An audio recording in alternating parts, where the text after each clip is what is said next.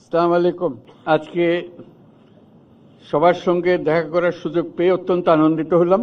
বিশেষ করে যে মহড়া দেখলাম, যুদ্ধের মহড়া, অত্যন্ত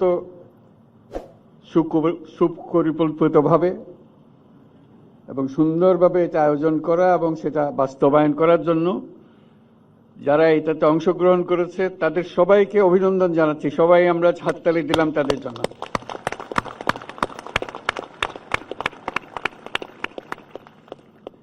এটা চমৎকার অভিজ্ঞতা নিয়ে গেলাম,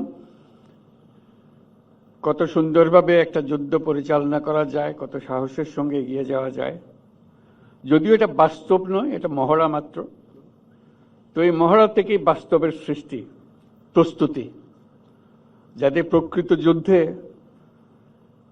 আমরা সফলভাবে বিজয়ী হয়ে আসতে পারি। সেনাবাহিনীর মূল লক্ষ্যই হলো বিজয়ী হওয়া, দেশকে রক্ষা করা সকল পরিস্থিতিতে। বলা যাবে না এটা এখন বর্ষার দিন, এখন আর পারবো না, এখন বেশি গরম, এটা পারা যাবে না, বলার উপায় নাই। যে কোনো মুহূর্তে যে যে অবস্থায় আছে না কেন, প্রয়োজনে যুদ্ধে ঝাঁপিয়ে পড়তে হয় পূর্ণ সাহস এবং পূর্ণ প্রস্তুতি নিয়ে। সেটারই একটা মহড়া হলো প্রস্তুতি হিসেবে ভবিষ্যতে বাস্তব যুদ্ধে আমরা আমাদের যা করতে হবে সেটার একটা প্রস্তুতি। আমরা সিনেমার পর্দায় যুদ্ধ দেখি সবসময়, সম্মুখ যুদ্ধ দেখি, ইতিহাসের বহু বড় বড় যুদ্ধ সিনেমার পর্দায় দেখি। প্রথম মহাযুদ্ধ, দ্বিতীয় মহাযুদ্ধের একেবারে প্রকৃত ছবিগুলো দেখি। নানা ব্যাটল, কিভাবে ব্যাটলগুলো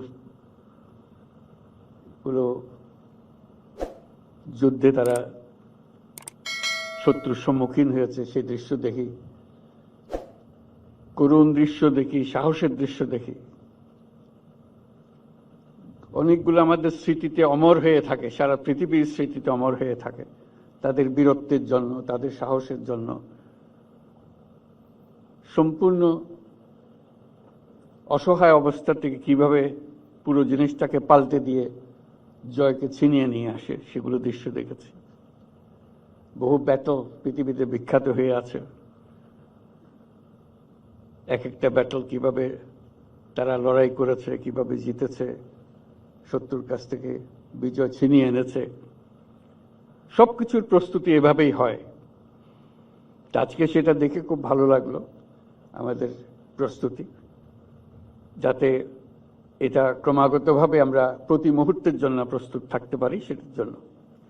তো সেটার জন্য আবার যারা যে সমস্ত ইউনিট এখানে অংশগ্রহণ করলো, সৈনিকদের অভিনন্দন জানাচ্ছি, তাদের যারা পরিচালনা করছেন তাদেরকে অভিনন্দন জানাচ্ছি, এবং ক্রমাগতভাবে এটা আরো সুন্দরভাবে গড়ে উঠবে এই আশা করছি। এই প্রস্তুতির মধ্যে যেটা বারে বারে আসবে সেটা হলো যে পারফেকশন। এটা সব জিনিসে, সেটা শুধু যুদ্ধের ব্যাপারে নয়, জীবনের সবকিছুতেই খাটে। খেলাধুলার যে খাটে সেটা তো প্রতিনিয়তই আমরা দেখি, যে যত বেশি খাটে, যে যত বেশি পরিশ্রম করে, প্রস্তুতি নেয়, খেলায় জেতার সম্ভাবনা তার বেশি। যুদ্ধক্ষেত্রে একই ব্যাপার, প্রস্তুতি বারে বারে করতে হয়। পারফেকশন বারে বারে করলে এই পারফেকশনের দিকে যায়। সেই পারফেকশনের জন্যই আমাদের সার্বক্ষণিক প্রচেষ্টা চলতে থাকবে। এটারই একটা উদাহরণ আজকে আমরা দেখলাম।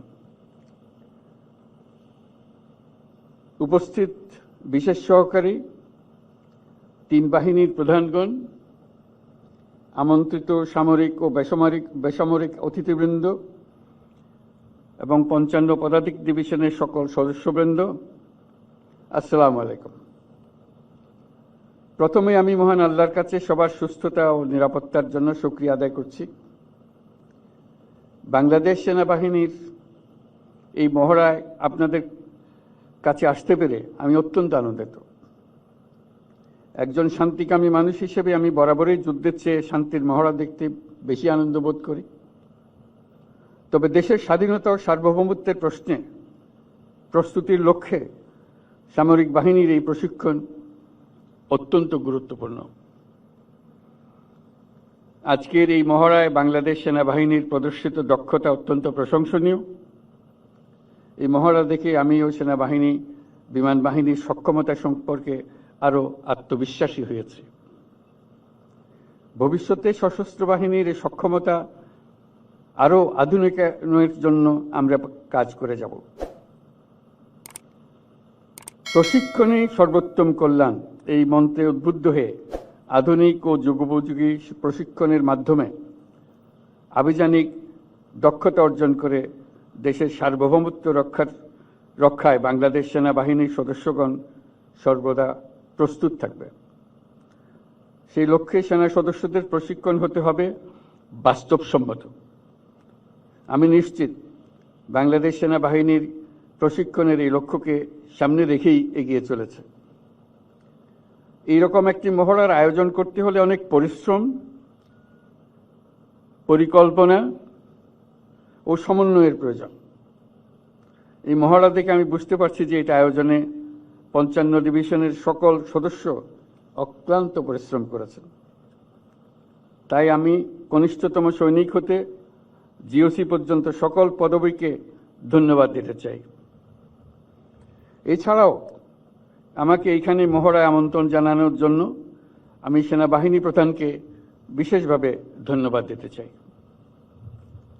বরাবরের মতোই বাংলাদেশের সশস্ত্র বাহিনী দেশের সম্মান ও গৌরব অটুট রাখতে জনগণের পাশে থেকে কাজ করে যাচ্ছে এবং যুগোপযোগী প্রশিক্ষণের মাধ্যমে সর্বদা নিজেদেরকে প্রস্তুত রাখবে, এই প্রত্যাশায় আমি আমার বক্তব্য শেষ করছি। আসসালামু আলাইকুম। আল্লাহ হাফিজ।